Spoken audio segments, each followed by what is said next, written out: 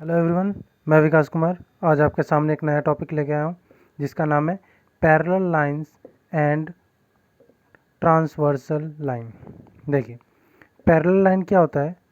Parallel line होता है अगर हमारे पास कोई दो लाइन है, इन दोनों लाइनों के बीच की डिस्टेंस जो है, ये जो डिस्टेंस है, ये दो लाइन नाम दे देते हैं इसको। ये हो गया आपका लाइन M और इसे लाइन N नाम दे देते हैं। इन दोनों लाइनों के बीच की डिस्टेंस यहाँ पे हर जगह इस लाइन के बीच की डिस्टेंस बिल्कुल इक्वल होती है, तो उसे हम कहते हैं पैरेलल लाइन, मतलब कि समांतर रेखाएं। तो पैरेलल लाइन जैसे हो गया, हमारे पास एग्जांपल होता है रेल की पटरी, डिस्टेंस कभी मिलता नहीं है उनका, तो ये हो गया अल्टरनेटिव, मतलब पैरेलल लाइन आपको होगा मतलब समांतर रेखाएं। तो इसके बीच में ये सब के सब सेम डिस्टेंस पे होता है। अगर ये 5 सेंटीमीटर का है तो ये वाला भी 5 सेंटीमीटर का होगा और ये वाली लाइन भी 5 सेंटीमीटर की होगी। तो इस तरीके के लाइन को हम कहते हैं पैरेलल लाइन, मतलब कि समांतर रेखाएं। ठीक, उसके बाद क्या होता है कि अगर हम इसमें से एक लाइन ऐसे क्रॉस में खींच दें, तो ये जो लाइन होता है जो हम इस तरीके से खींचते हैं, इसे कहते हैं हम ट्रांसवर्सल लाइन, मतलब कि तिर्यक रेखा। ठीक, तो ये जो होता है हमारे पास, इसे हम एल नाम दे देते हैं। तो ये ट्रांसवर्सल लाइन मतलब तिर्यक रेखा हो जाती है। तो इस ट्रांसवर्सल लाइन तिर्यक रेखा के कारण ये जो लाइन है, दो पैरेलल लाइन, इस पे कुछ एंगल बटते हैं। जैसे ये आपका एंगल फर्स्ट हो गया, इसे एंगल 2 नाम दे देते हैं, ये एंगल 3 और इस तरीके से एंगल 4। तो इसी तरीके से अगर यहाँ नाम दे तो ये हो गया एंगल 5, ये हो जाएगा एंगल 6, ये हो जाएगा एंगल 7 और ये हो जाएगा एंगल 8। दोबारा समझते हैं, हमारे पास दो पैरेलल लाइन है, मतलब दो समांतर रेखाएं हैं, एक M और एक N। तो M पैरेलल N, M और N समांतर रेखा, ये समांतर रेखाएं का निशान होता है। एक लाइन जो ट्रांसवर्सल लाइन है वो इन दोनों को क्रॉस किया, मतलब एक लाइन जो तिर्यक रेखा है वो इन दोनों को काटा। ठीक है, तो अब क्या होगा, अब यहाँ पे देखिए ये लाइन जो है इसे हम कहते हैं ट्रांसवर्सल लाइन, मतलब कि तिर्यक रेखा। हिंदी में तिर्यक रेखा, इंग्लिश में ट्रांसवर्सल लाइन। तो ये जो लाइन है इसको 4 पार्ट में डिवाइड कर दिया, एंगल 1, एंगल 2, एंगल 3 और एंगल 4। इसी तरीके से यहाँ पे एंगल 5, एंगल 6, एंगल 7 और एंगल 8। तो अब इन एंगलों का आपस में क्या रिलेशन होता है, ये आपस में कैसे रिलेशन दिखाते हैं वो हम देखते हैं। तो सबसे पहले हमारे पास आता है, देखिए सबसे पहले देखिए एंगल 1, एंगल 2, एंगल 7 और एंगल 8। देखिए ये जो लाइन है पैरेलल लाइन, जो समांतर रेखाएं हैं, इस लाइन के बाहर की ओर एंगल बन रहे हैं। तो जो बाहर की ओर एंगल बनते हैं उस एंगल को हम कहते हैं एक्सटीरियर एंगल। एक्सटीरियर एंगल मतलब बाह्य कोण। तो कौन कौन से इसमें एक्सटीरियर एंगल, मतलब कौन कौन से बाह्य कोण हो गए? एक तो एंगल 1 हो गया, एंगल 2, एंगल 7 और एंगल 8। एंगल 1, एंगल 2, एंगल 7 और एंगल 8। तो ये तो हो गया 4 एक्सटीरियर एंगल, बाहर के एंगल। अब देखते हैं ये जो 4, 3, 6, 5 ये जो एंगल है, इसे हम कहते हैं इंटीरियर एंगल। इंटीरियर एंगल मतलब अंतः कोण। ये होता है हमारा इंटीरियर एंगल, मतलब कि अंतः कोण। तो ये हमारे कौन कौन से हो जाएंगे? Angle 4, angle 3, angle 4, angle 3, angle 6 और एंगल 5। एंगल 6 और एंगल 5 ये हमारे पास कौन से कोण हो गए? ये हमारे पास एंगल हो गए इंटीरियर एंगल, मतलब कि अंतः कोण। अब हम ये समझते हैं कि इन सारे एंगलों में किस तरीके के रिलेशन होते हैं। हमारे पास सबसे पहले जो आता है रिलेशन, वो होता है हमारे पास कॉरस्पॉन्डिंग एंगल का। कॉरस्पॉन्डिंग एंगल मतलब कि संगत कोण। तो कॉरस्पॉन्डिंग एंगल कौन से होते हैं? देखिए हमारे पास है कॉरस्पॉन्डिंग एंगल, मतलब कि संगत कोण, हिंदी में कहते हैं इसे संगत कोण। तो अगर हम इस लाइन पे आ जाएं, तो यहाँ से अगर हम देखें कॉरस्पॉन्डिंग एंगल कौन कौन से होंगे, संगत कोण कौन कौन से होंगे, तो वो हमारे पास कौन कौन से होते हैं? वो हमारे पास होते हैं, देखिए 1 और 5, ये दोनों के दोनों हमारे कॉरस्पॉन्डिंग एंगल हो जाते हैं, मतलब संगत कोण हो जाते हैं, एंगल 1 और एंगल 5। तो ये करस्पॉन्डिंग एंगल जो हमारे होते हैं, देखिए एंगल 1 और एंगल 5। करस्पॉन्डिंग एंगल का मतलब ये होता है ट्रांसवर्सल लाइन, मतलब त्रियक रेखा जो है इस रेखा के एक साइड में ही हो और दोनों अपोजिट में। देखो एक इंटीरियर ले लेंगे, सॉरी एक बाह्य ले लेंगे, एक अंतर ले लेंगे, मतलब एक एक्सटीरियर ले लेंगे और एक इंटीरियर ले लेंगे। तो ये हमारे पास दो है। इसी तरीके से ये भी हो जाएगा हमारा एंगल 2 और एंगल 6, मतलब एंगल 2 और एंगल 6 दोनों भी आपस में इक्वल हो जाएंगे।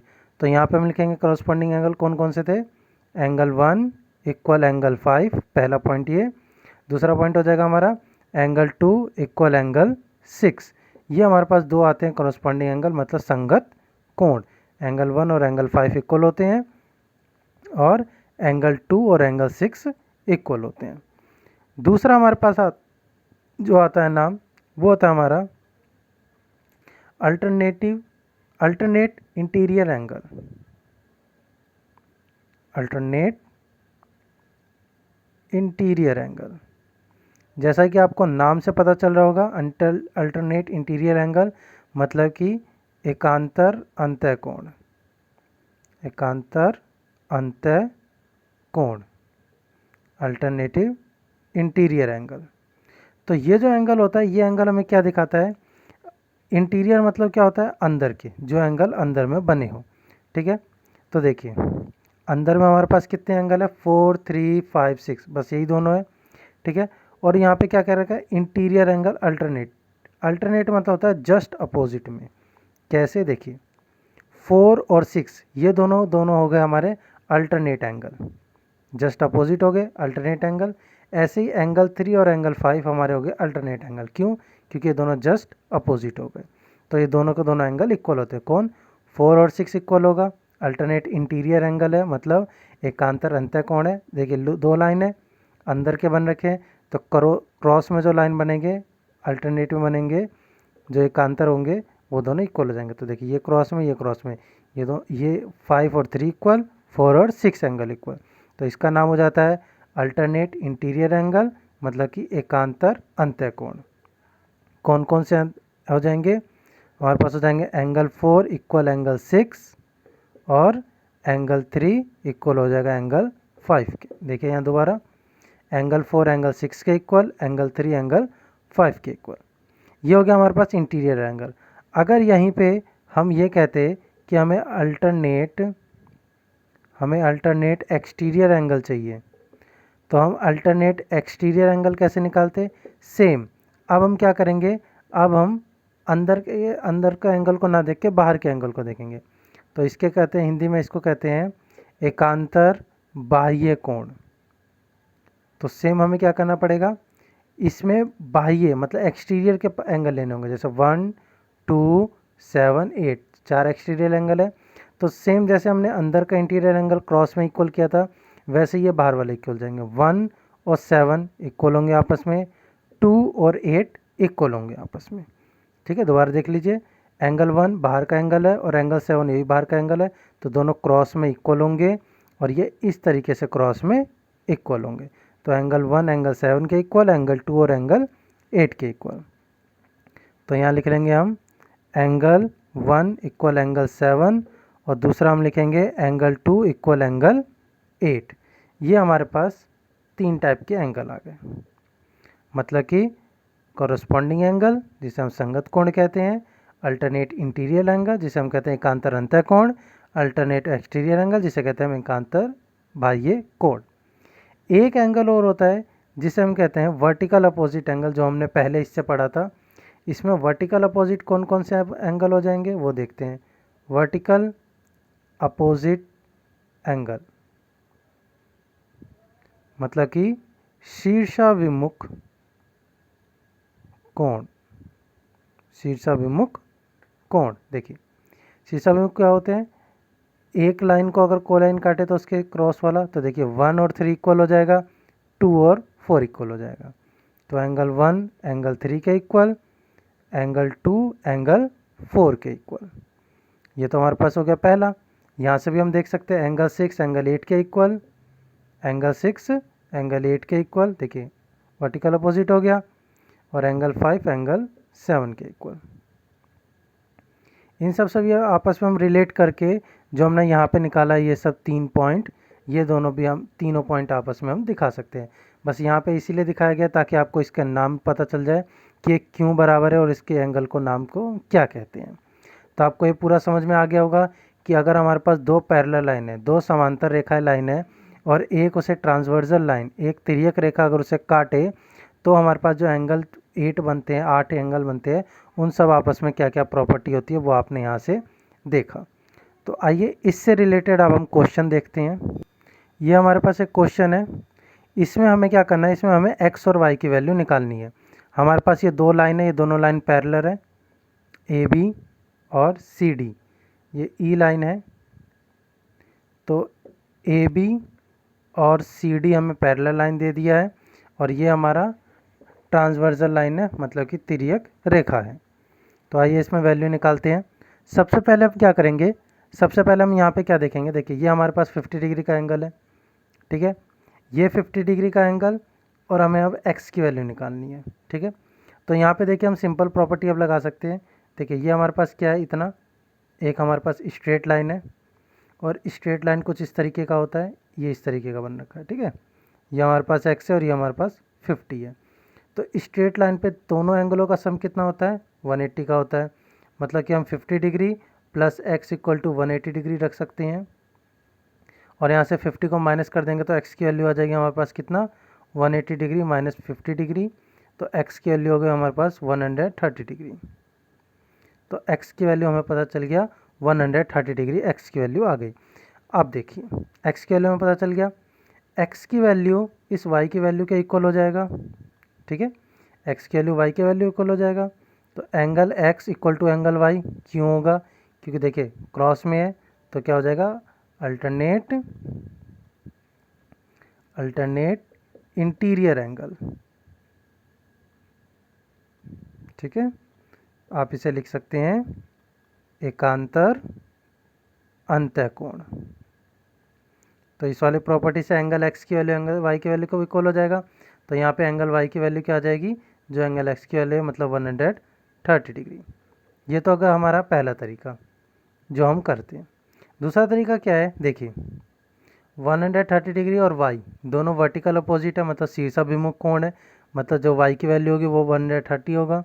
तो हम यहाँ से क्या लिख सकते हैं, angle y equal to 130 degree, क्यों, क्योंकि वर्टिकल अपोजिट एंगल है, वर्टिकल अपोजिट एंगल है, मतलब कि शीर्षाभिमुख कोण है, शीर्षाभिमुख कोण है। तो ये तो हो गया हमारे पास y की वैल्यू पता चल गया हमें, और y की वैल्यू x के वैल्यू इक्वल हो जाएगी, क्यों, क्योंकि अल्टरनेट इंटीरियर एंगल होगा, मतलब एकांतर अंतर कोण होगा। तो हमारे पास ये दोनों मेथड है, आप इन दोनों मेथड से किसी भी मेथड से इसे सॉल्व कर सकते हैं। तो आपको ये क्वेश्चन समझ में आ गया होगा। आइए एक और एग्जाम्पल देखते हैं। तो ये हमारे पास एक क्वेश्चन है, इसमें लिख रखा है कि y/z, y और z के एंगलों के बीच में रेशो है वो 3/7 है, हमें x की वैल्यू यहाँ से निकालनी है। तो कैसे निकालते हैं आइए देखते हैं। तो सबसे पहले हम लेट कर लेते हैं। देखिए कोई भी एंगल अगर रेशो में होगा तो आप उसे लेट कर लेंगे। जैसे हम यहाँ लेट कर लेते हैं एंगल y इक्वल टू 3 है, क्योंकि y के लिए 3 रेशो है, और एंगल z इक्वल टू 7 है। हमने दो एंगल लेट कर लिया, एक 3 है और एक 7 है, मतलब एंगल y की वैल्यू हमें 3 है अभी और एंगल z की वैल्यू 7 ही है। तो अब इन दोनों को सॉल्व करके हम a की वैल्यू निकालेंगे। अब देखिए हम किस तरीके से इसे रिलेट करते हैं। देखिए ये हमारे पास इंटीरियर एंगल है y z, और z को हम किसके इक्वल लगा सकते हैं, इसके इक्वल दिखा सकते हैं, ठीक है, इसके इक्वल दिखा सकते हैं। मतलब एंगल z, अगर ये z है तो ये भी एंगल z हो जाएगा। ओके, ये तो समझ में आ गया होगा आपको, क्योंकि ये आपका क्या है, ये दोनों के दोनों आपके अल्टरनेट इंटीरियर एंगल है, मतलब अंत एकांतर कोण है। तो एंगल z ये दोनों इक्वल हो गए। अब हम क्या देखेंगे, देखिए ये पॉइंट समझ में आ गया। अब देखिए ये y है और ये z है, ओके, ये y है और ये z है। तो यहाँ से क्या हो जाएगा, अभी हमने जैसे जस्ट ऊपर किया था यहाँ पे कि यहाँ पे एक स्ट्रेट लाइन पे 180 डिग्री का एंगल बन रहा था, तो वैसा ही अब हम यहाँ पे कर सकते हैं। स्ट्रेट लाइन का 180 डिग्री का एंगल बन रहा है, हम इन दोनों को क्या कर सकते हैं, प्लस करके वैल्यू निकाल सकते हैं। मतलब कि y plus z equal to हम रख सकते हैं 180 degree, angle y plus angle z। ये तो हो गया हमारा फर्स्ट मेथड। यहाँ से सॉल्व करके हम ए की वैल्यू निकाल लेंगे, फिर एक्स की वैल्यू यहाँ से निकाल लेंगे। दूसरा मेथड क्या है, हमें क्या करना है, हमें सिर्फ एक्स की वैल्यू निकालना है, एक्स की वैल्यू निकालना है। तो हम यहाँ से क्या कर सकते हैं, दूसरा मेथड हमारा ये कहता है कि अगर हम ए बी और ई एफ को पैरेलल लेके चलते हैं, अगर हम बोलते हैं ए बी और ई एफ हमारा पैरेलल लाइन है, तो हमारे पास क्या हो जाएगा, ये एंगल एक्स और ये एंगल जेड, मतलब बीच वाली लाइन आप भूल जाइए, ये बीच वाली लाइन आपकी कुछ नहीं है, ठीक है। मतलब कि एंगल एक्स और एंगल जेड इक्वल हो जाएंगे, क्यों, अल्टरनेटिव इंटीरियर एंगल हो गया। तो यहाँ से आपका क्या होगा, यहाँ से आपका क्या होगा कि जो जेड की वैल्यू होगी वही एक्स की वैल्यू होगी, ओके। और हमें जेड की वैल्यू हमने 7a माना है, वाई की वैल्यू हमने 3a माना है, तो यहाँ आ जाएगा जेड, और फिर इन दोनों को प्लस करेंगे तो भी ये हमारा 180 होगा, क्यों, क्योंकि ये भी एक स्ट्रेट लाइन पे हमारा एंगल बन रहा है। तो दोनों तरीके से होगा। तो सबसे इजी पड़ जाएगा हमारे पास ये वाला, कैसे, ये जेड है तो ये वाला जेड भी अल्टरनेटिव इंटीरियर एंगल हो जाएगा, और यहाँ से हम क्या करेंगे, इन दोनों को प्लस करके 180 निकाल लेंगे। तो आइए निकालते हैं। वाई के जगह रख रहा हमने 3a प्लस जेड के जगह हमने रखा 7a इक्वल टू 180 डिग्री। तो 7 + 3 10a इक्वल टू 180 डिग्री। तो a 10 से डिवाइड किया तो क्या हो जाएगा हमारे पास 18 डिग्री। a की वैल्यू हमारे पास क्या आ गई 18 डिग्री। तो a की वैल्यू अगर हम z में रखेंगे तो एंगल z क्या था हमारा 7a। तो यहाँ से हमने देखा 7a था, तो 7 × 18, तो z की वैल्यू कितनी आ जाएगी 18 7 जा, तो 18 7 जा हो गया हमारा कितना 126 डिग्री। तो z की वैल्यू हमें पता चल गया 126 डिग्री हो गया, और z की वैल्यू और x की वैल्यू इक्वल हो जाएगी। क्यों हो जाएगी, जब हमारा ए बी पैरेलल मतलब समांतर होगा ई एफ लाइन के, ए बी और ई एफ लाइन समांतर होगा तो x और z इक्वल होगा, अभी हमने बताया था। तो angle x equal to angle z, तो इसकी वैल्यू कितना है हमारा 126 डिग्री। तो एंगल x की वैल्यू हमारे पास क्या आ गया 126 डिग्री। तो इस तरीके से इसके सॉल्व क्वेश्चन करते हैं। आपको ये भी क्वेश्चन समझ में आ गया होगा। आइए इससे रिलेटेड एक और एग्जांपल देखते हैं। ये हमारे पास एक क्वेश्चन है, इसमें हमें ये देखिए, ये वाला जो एंगल है एंगल क्यू आर एस, इसकी वैल्यू हमें निकालनी है। तो आइए इसकी वैल्यू निकालते हैं। हमें इस क्वेश्चन में ये दे रखा है कि पी क्यू और एस टी, ये जो पी क्यू और एस टी है ये दोनों की दोनों लाइन समांतर है, मतलब कि पैरेलल है। तो अब हम इसमें वैल्यू कैसे निकालेंगे, तो देखिए इसमें वैल्यू निकालने के लिए हम क्या करते हैं, एक अपनी तरफ से एक पैरेलल लाइन समांतर लाइन एक ड्रॉ कर लेते हैं जो इस आर से होता हुआ जाएगा। इसको नाम दे देते हैं हम ए बी। तो ए बी हमारे पास लाइन हो गया। तो यहाँ पे हम ये कह सकते हैं कि जो हमारे पास ए बी लाइन है, ये वाला लाइन हमारा पी क्यू के समांतर है। ए बी लाइन अगर इसके समांतर है तो इसके भी हो जाएगा, और ए बी लाइन हमारा एस टी के भी समांतर है। कैसे कहेंगे, क्योंकि देखिए पी क्यू और एस टी दोनों समांतर लाइन है, पैरेलल लाइन है, और अगर हम एक न्यू लाइन खींचेंगे तो ये भी इन दोनों लाइन के पैरेलल हो जाएगा, मतलब कि समांतर हो जाएगा। तो ये पहली चीज़ हो गई। अब देखिए अगर हम देखते हैं कि ए बी और एस टी पैरेलल लाइन है, ये वाली पॉइंट ए बी और एस टी पैरेलल लाइन है मतलब समांतर लाइन है, तो हमारा क्या हो जाएगा, देखिए ये हो गया आपका 130 डिग्री, ओके, ये कितना हो गया आपका 130 डिग्री हो गया।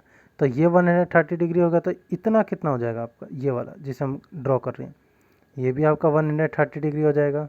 क्यों, क्योंकि आप कहेंगे कि ये दोनों के दोनों अल्टरनेट इंटीरियर एंगल हैं, मतलब कि अंतः एकांतर कोण, मतलब कि एंगल टी एस आर, देखिए टी एस आर कितना आपका 130 डिग्री। तो ये इक्वल हो जाएगा कौन से एंगल के, S R A, S R A. Reason क्या होगा, रीज़न वही होगा अल्टरनेट इंटीरियर एंगल, मतलब कि एकांतर अंतःकोण। तो ये हमारे पास इसका रीज़न हो जाएगा इक्वल होने का, एकांतर अंतःकोण। तो हमारा ये वाला एंगल कितना होगा 130 डिग्री का। अब देखिए ये हमारे पास 110 डिग्री का है, तो ये हमारे पास 110 डिग्री का है, तो हमारे पास ये एंगल कितने का हो जाएगा, इतना, देखिए ये वाला एंगल कितने का हो जाएगा हमारे पास 110 का होगा। क्यों, क्योंकि हमारे पास A B parallel P Q, A B और पी क्यू पैरेलल मतलब समांतर लाइन है, तो हमारे पास एंगल पी क्यू आर ये हमारे पास 110 डिग्री का है, और ये वाला क्यू आर बी ये हमारा क्या होगा, alternate interior angle. Same property q r b, same property ये होगा, एकांतर अंतः कोण मतलब अल्टरनेट इंटीरियर एंगल। अब देखिए, एक हमारे पास है 130 डिग्री, एक है हमारे पास 110 डिग्री। ये हमारे पास क्या स्ट्रेट लाइन बन रहा है, मतलब इन तीनों एंगलों को प्लस करके कितना आएगा, 180 डिग्री आएगा। तो अब क्या करते हैं, इन दोनों को प्लस करके, जो हमारे पास ये और ये आया, इन दोनों को प्लस करके अगर इसमें से हम 180 माइनस कर दें तो ये जो बीच का जो कॉमन वाला पार्ट है ये हमें पता चल जाएगा। तो आइए करते हैं, हमें निकालना है एंगल क्यू आर एस निकालना है। तो हम क्या करेंगे, इसमें से 180 डिग्री में से, मतलब कि पहले इन दोनों को प्लस करेंगे, 130 डिग्री प्लस 110 डिग्री, इसमें से हम 180 डिग्री माइनस कर देंगे। यही चीज़ हमें करना है, क्योंकि देखिए 110 इतना, 130 इतना आया, देखिए ये वाला पार्ट आया, 110 इतना आया, इसमें भी देखिए ये वाला पार्ट कॉमन आया। तो इन दोनों में हम देख रहे हैं कि ये वाला पार्ट दो बार आया है, तो अगर हम इसे एक बार 180 से माइनस कर देंगे तो ये एक सिंगल पार्ट पता चल जाएगा हमें। ओके, तो ये वाला करते हैं। नहीं समझ में आया तो देखिए दोबारा देखते हैं। हमारे पास देखिए इस तरीके का है, पहले बार में हमने इतना एंगल लिया, देखिए ये वाला एंगल कॉमन आ रहा है, दूसरे वाले में हमने इतना एंगल लिया, तो देखिए इस वाले में भी इतना आ रहा है। तो दोनों बार में ये दो एंगल दो बार ऐड हो रहा है दो बार ऐड। अगर हम इस पूरे में से, इस पूरा का हमारे पास 180 डिग्री का एंगल है, अगर हम इस पूरे को 180 एंगल से दोनों को प्लस करके माइनस कर दें तो ये एक वाला भाग हट जाएगा, एक कॉमन बच जाएगा आपके पास। तो यही चीज़ हम यहाँ करने वाले हैं। तो 130 प्लस 110 कितना हो जाएगा हमारे पास, 240 डिग्री माइनस 180 डिग्री। तो यहाँ से हम इन दोनों को माइनस करेंगे तो हमारे पास आया 60 डिग्री। तो यही 60 डिग्री इस एंगल की वैल्यू हो गई। तो आई होप आपको इतना समझ में आ गया होगा। आज के लिए इतना ही। इस वीडियो के डिस्क्रिप्शन बॉक्स में इससे रिलेटेड क्वेश्चन मिल जाएंगे आपको, आप उसे सॉल्व करिएगा। अगर वीडियो अच्छी लगी हो तो वीडियो को लाइक करें और मोर अपडेट के लिए चैनल को सब्सक्राइब करें। Thank you.